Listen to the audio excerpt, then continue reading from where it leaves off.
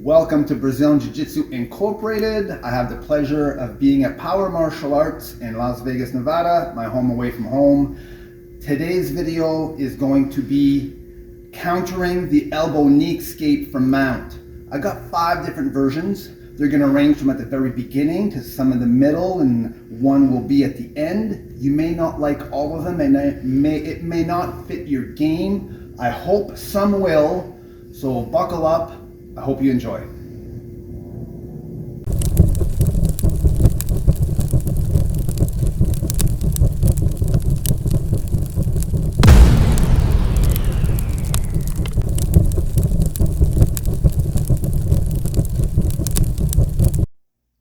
So I'm mounted on Juan. He's going to elbow knee escape and replace me to guard.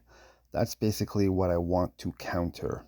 So I want to avoid that replacing the guard, and here's a few counters.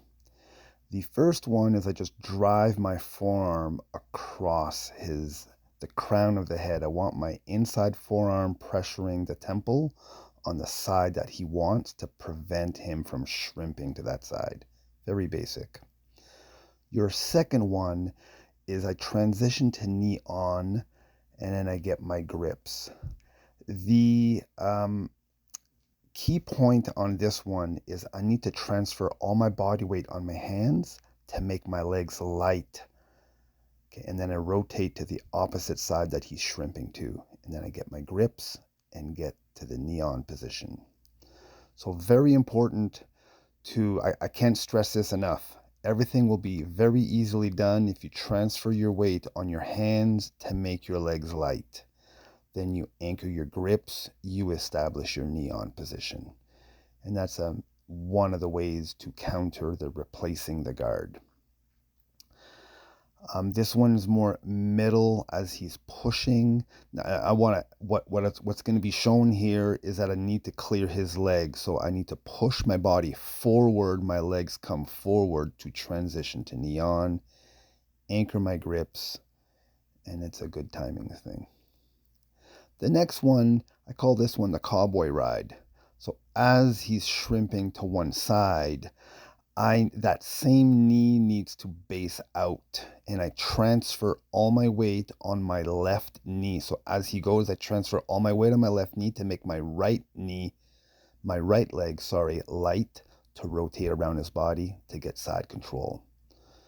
So I need to drive my toes in his thigh, take base out with my thigh, put all the weight on my left leg to make my right leg light. Then I get side control. So this one's a little bit tricky, but if you drive your toes inside the thigh, take a big step, put all the weight on one knee to make the other leg light. The next one is as he goes, you slide forward to the S mount. So he's going to be bridging, and I just slide to the opposite side to get the back. And then from the S mount, you have some grips here for either a collar choke or an arm lock, depending on what energy and resistance there is whatever your preference. So as he goes, I slide my body to S mount. He's got nothing to push against now, and I can prepare for a collar choke or an arm lock. So that one's a middle one as well. Halfway through is what you want to do. But you have to transfer your weight on your hands as well to make your legs light in order to slide. So that's what you can't forget on this one. You need to transfer your weight on your hands so your legs are light, and then you can slide forward.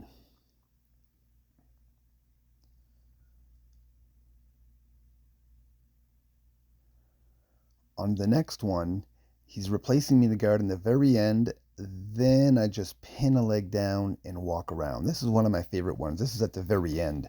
You've missed at the beginning. You've missed the middle.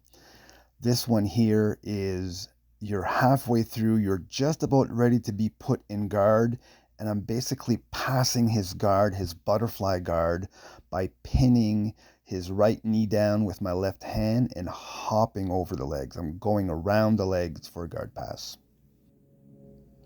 So there you have it, folks. 5 different ways to counter the replacing the guard from mount. I hope you got something out of it. Feel free to comment below. Let me know which one's your favorite. As always, I appreciate your support, and I do look forward to seeing you on the mat soon.